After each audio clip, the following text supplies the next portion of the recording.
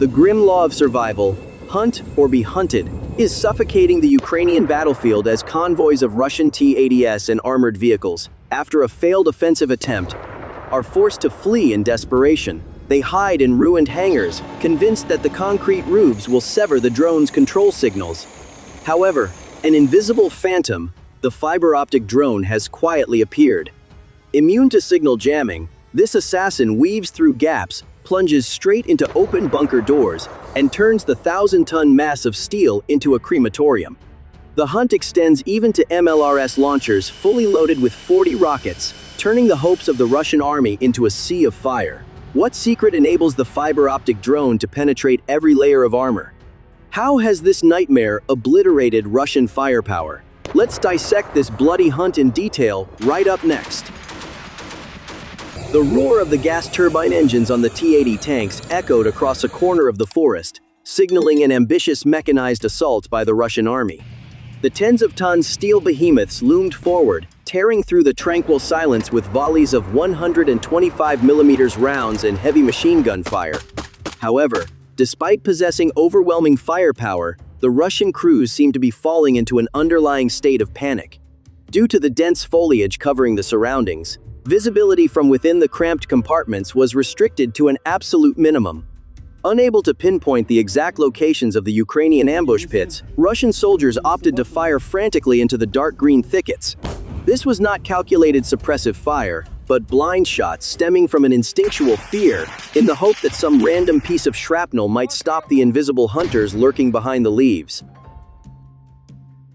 On the other side of the front line, the Ukrainian army displayed a terrifyingly cold composure.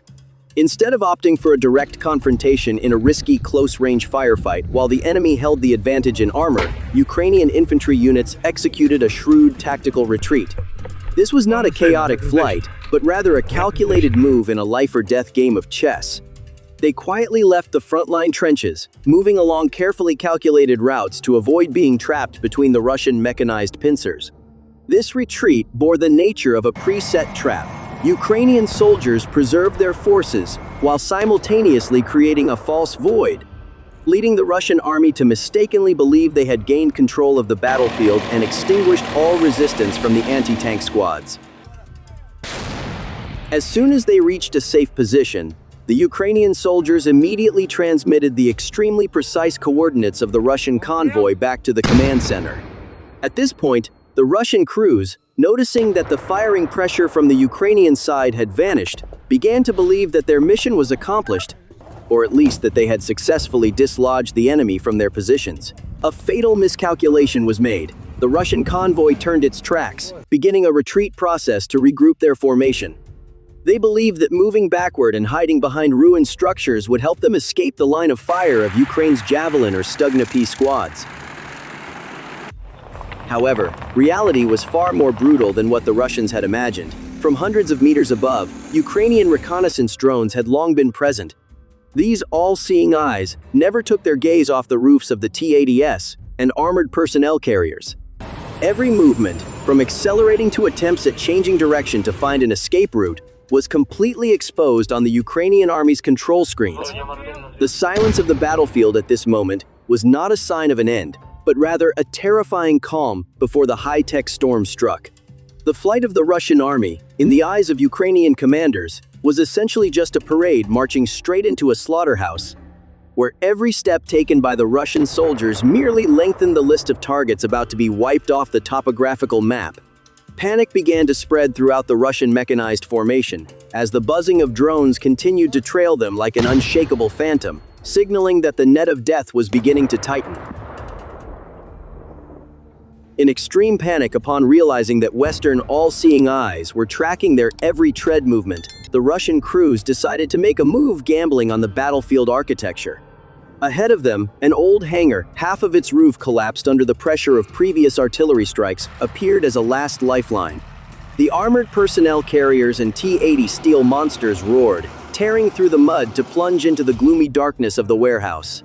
For the Russian soldiers inside the steel armor, the concrete roof and thick walls were not merely physical barriers against shrapnel, but more importantly, a natural Faraday cage. They believed that this fortified structure would completely sever radio waves, causing conventional FPV drones to lose their control signals the moment they cross the threshold, forcing the adversary to abandon the hunt. However, that confidence quickly morphed into a deadly psychological trap. The Russian army was facing a new generation of weapons against which even the most modern electronic warfare (EW) systems were powerless. Fiber-optic controlled drones. Unlike traditional FPV models that rely on radio waves susceptible to jamming or physical obstruction, these Ukrainian monsters carried an ultra-thin spool of fiberglass cable behind them. This cable acted as a digital lifeline, transmitting ultra-high-resolution image data and control commands at the speed of light without leaving any electromagnetic trace. As the Russian vehicles lay motionless in the darkness of the hangar, seemingly safe from radar sweeps, the Ukrainian Phantom began to slowly approach. The Ukrainian drone pilot executed a masterful piloting technique, demanding breath-holding concentration. The drone did not dart forward at wind-tearing speeds as usual. It hovered, inching forward centimeter by centimeter through the cracks of the ruined roof. The operator had to maintain an extremely steady pace so that the fiber-optic cable would not snag on rusty steel bars or protruding chunks of concrete. A single minor error could sever their only line of communication. The image transmitted back to the Ukrainian control station was astonishingly clear, allowing the pilot to observe even the scratches on the T-80's paintwork. This was the absolute advantage of fiber-optic technology. It completely eradicated the static, typically seen when drones fly low or enter enclosed structures, turning the attack into a millimeter-precise surgical operation. Inside the hangar, another fatal mistake made by the Russian crews was exposed. Perhaps due to the stifling air following their flight, or out of a complacent belief that they had escaped the crosshairs, the Russian soldiers had left a hatch open on the roof of the armored vehicle. In military tactics, an open hatch is an invitation to death. The Ukrainian drone, guided by the hands of a battlefield artist, silently circled the flank of the vehicle, inspecting every crevice before locking its target onto the pitch-black hole on the steel roof. There was no intercepting gunfire, no timely resistance. The drone gently plunged straight into the cramped interior compartment, which housed the crew and ammunition crates.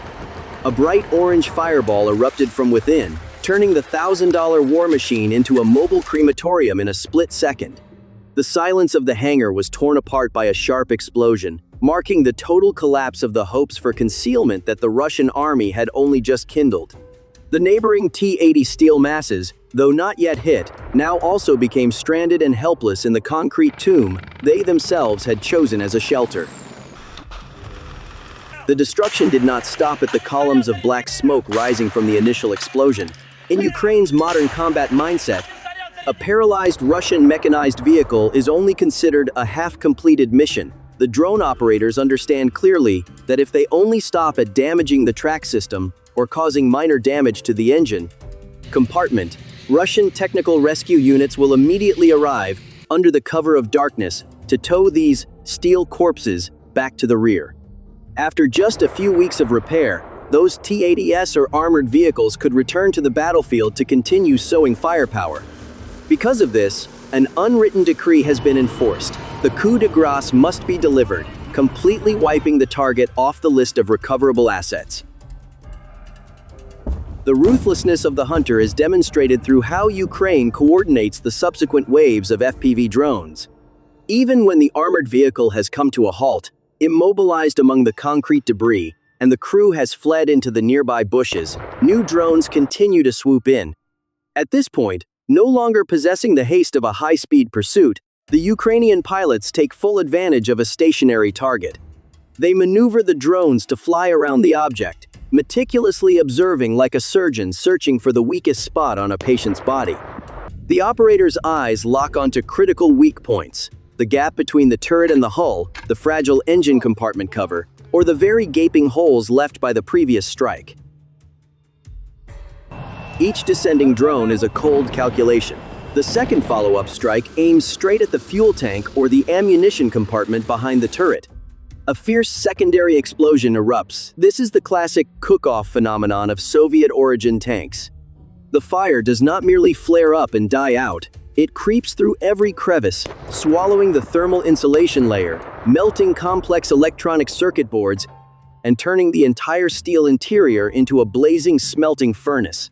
The horrific heat causes machine gun barrels to warp and completely incinerates expensive optical sensors.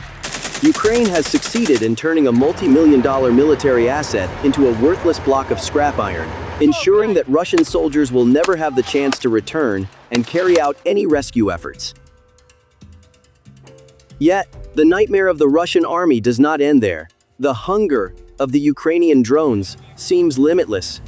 After having finished off the vanguard formation, reconnaissance drones expand their search perimeter to the surrounding area, where Russian support units are attempting to pull back to avoid disaster. Here, an extremely high-value target falls into the crosshairs, an incredibly rare multiple launch rocket system, MLRS, attempting to transition into marching mode to flee. On its back are 40 rockets yet to be fired, each round containing the power to devastate a vast area. Destroying a fully loaded MLRS system is the most terrifying pyrotechnic display on the battlefield. When the final Ukrainian FPV drone plunges into the launcher, it does not merely destroy a mechanized vehicle, but rather detonates a mobile ammunition depot. An earth-shattering chain of explosions occurs. 40 rockets are triggered simultaneously in a confined space, creating elongated streaks of fire that tear through the night sky and pierce the walls of nearby structures. The blast pressure from the explosion is so massive that it blows away ammunition trucks parked nearby, creating a destructive domino effect that completely obliterates the firepower recovery capabilities of the entire Russian unit in the area. This Ukrainian tactic has dealt a fatal blow to Russian tactical psychology. Now, Russian commanders understand that there is no safe zone behind the front lines.